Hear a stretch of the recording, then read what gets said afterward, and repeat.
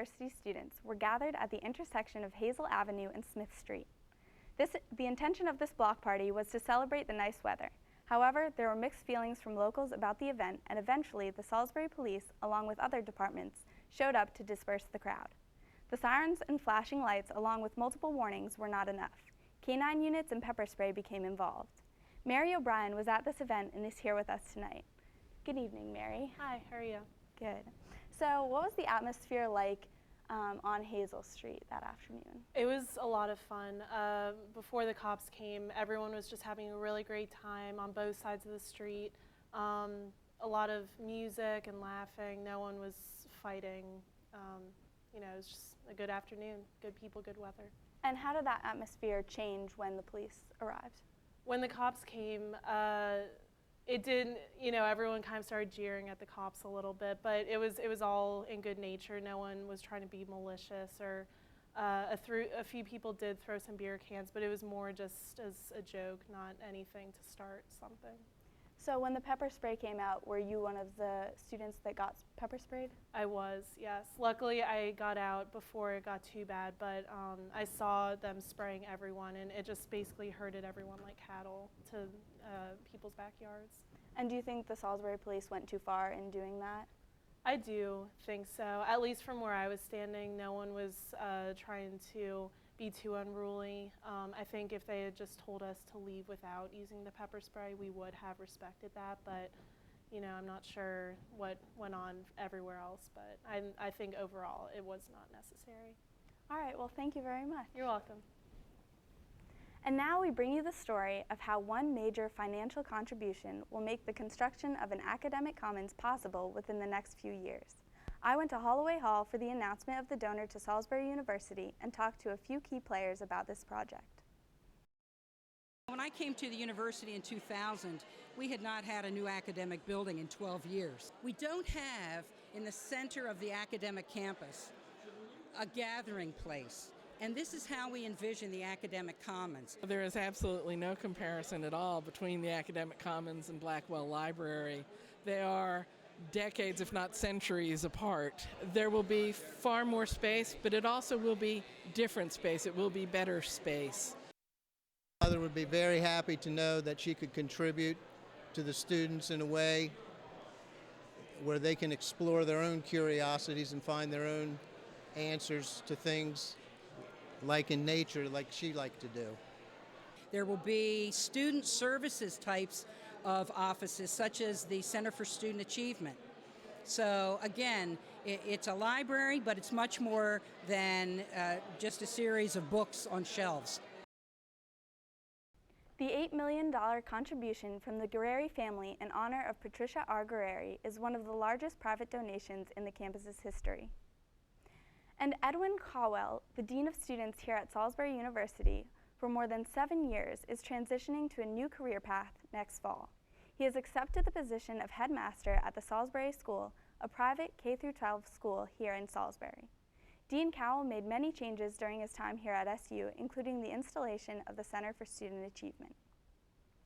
And one professor here at SU has received an award that recognizes her educational excellence. A few weeks ago, Dr. Lisa Seldomridge received the Regents Faculty Award for Excellence, which is the University System of Maryland's highest faculty honor. I was, oh my gosh, I was so excited, and it's a huge deal, and not just for me personally, but for the entire campus. I was the only awardee from Salisbury University of all the schools in the university system, and so I felt so proud to represent the university and to be entrusted with the honor to represent the nursing department, the Henson School. It just, oh, I can't even tell you how thrilling it was. So it's really not just about nursing, but about my love for what I do and for what I try to give to my students in terms of helping them become much, much better health professionals, and hopefully planting the seed that maybe they'd also like to teach nursing. And as the semester comes to a close, many students are left with large amounts of dining dollars to spend.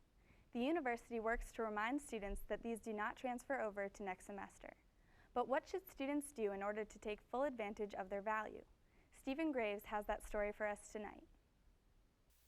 Believe it or not, you as a student could be wasting money that has been sitting in your pocket all semester. These neglected dining dollars are given to every student with an A, B, or C meal plan and are eligible to use at any campus satellite cafe. Retail manager Bill Allen says he's making efforts to notify students that if you don't use it, you lose it. We began a campaign about 5 years ago of notifying students and then advertising it in the flyer as well as in all the retail areas to spend your dining dollars. We usually start that campaign a month before the end of the semester.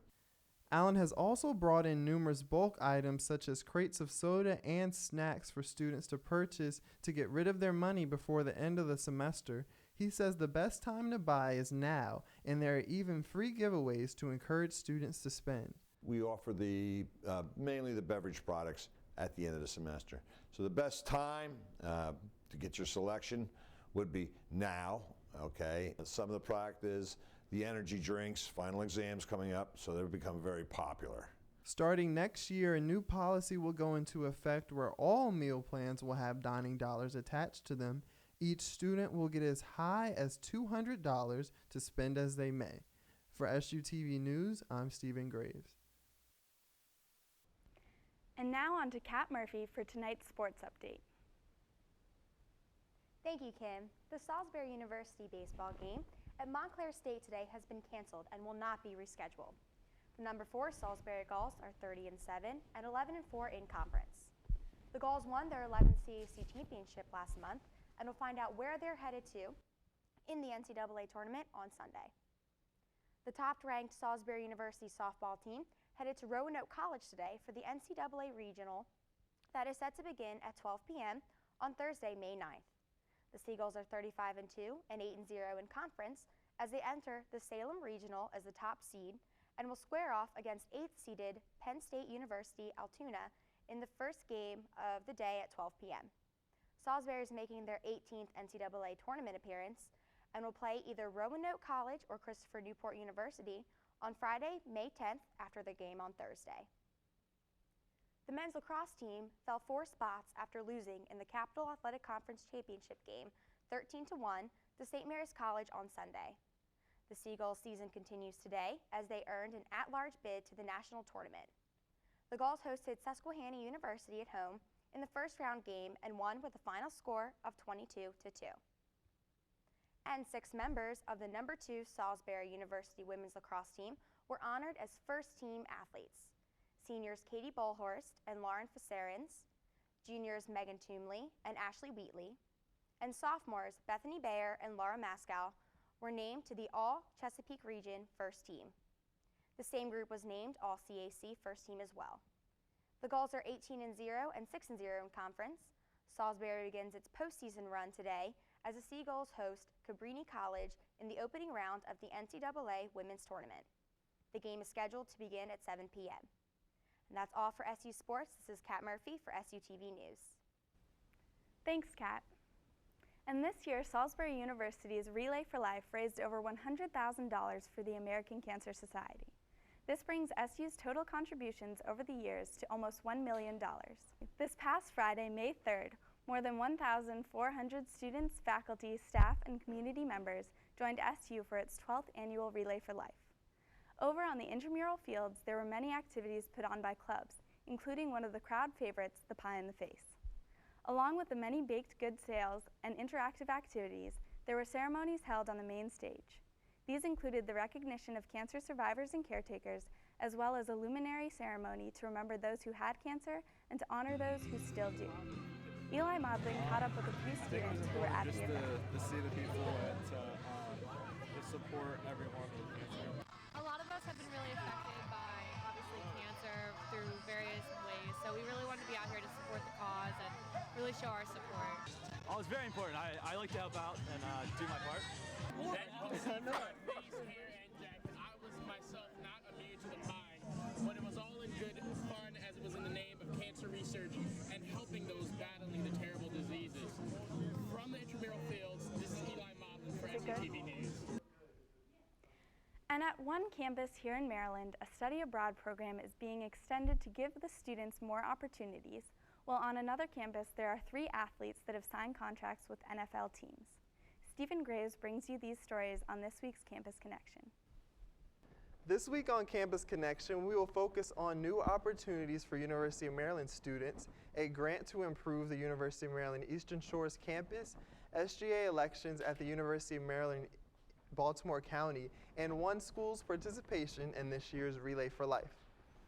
The University of Maryland Eastern Shore will receive a $10,000 grant after supporters cast more than 250,000 votes for a campus improvement contest sponsored by the Home Depot. Retool Your School is designed to help schools make improvements to their campuses and facilities. The money will be used to spruce up the Student Services Center and the Cluster Student Housing Complex. The program gave out $195,000 in grants this year, and new exchange programs will be available to University of Maryland students starting in the spring of 2014. The president of the university signed agreements to formalize partnerships with universities in the Middle East to promote a larger vision of globalization. The partnership will lead to expanded research and innovation and will cut costs for students wanting to study abroad. Instead of having to enroll directly into the universities and paying that institution's fees, students will be able to study as exchange students at the cost of the University of Maryland's tuition. And at Towson University, 3 varsity athletes have bright futures ahead of them. Football players Frank Beltry, Jordan Dangerfield, and Jarrett Shepard have signed rookie free agent contracts with the NFL. Beltry signed with the San Diego Chargers, Dangerfield signed with the Buffalo Bills, and Shepard signed with the 2013 Super Bowl champions, the Baltimore Ravens. The 3 men will be attending their team's training camps this summer, competing for roster spots.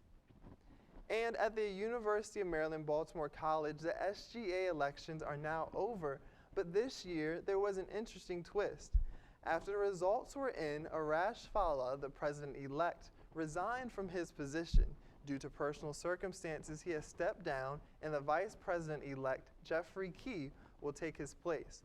Currently, the executive vice president position has now been filled, but the inauguration for the new SGA members is scheduled for Monday, May 13th at noon.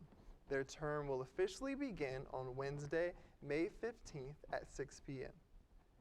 And like Salisbury University, Frostburg State University held its own Relay for Life this year. More than 800 people and 54 teams registered to walk.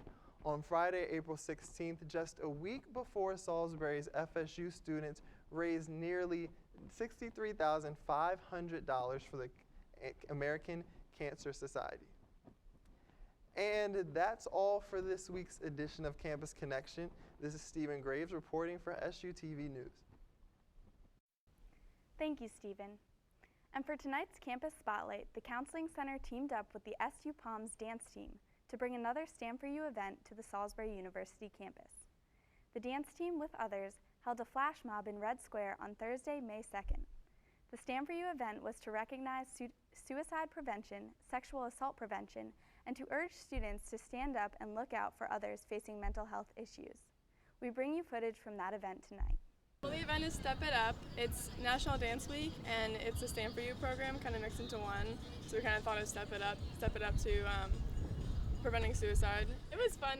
We filmed it like a couple weeks ago, and it was kind of rough at first, but once everyone started learning it, we got Dean Caldwell to do it, then it felt a lot better after that. Well, it was a few-day process. We were asked if we would join in, and you know, as we're working here at the university and doing everything we can to support students, thought, you know, I can swallow my pride a little bit with the limited dance moves that I do have.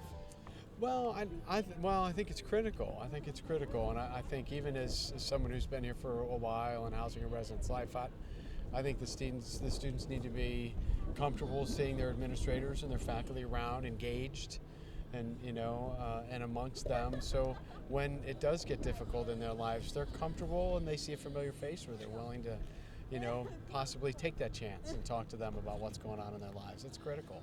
Took the online training and it's very interactive, which was good. It keeps your attention. So a lot of the work that they put to make it was really good and helpful for us as an RA. And that's all for SUTV News tonight. We thank you for joining us this semester and this year. We remind you to check us out on Twitter at SUTV1 and find us on YouTube, as this is our last news production of this semester. This is Kimberly Newcomb for SUTV News.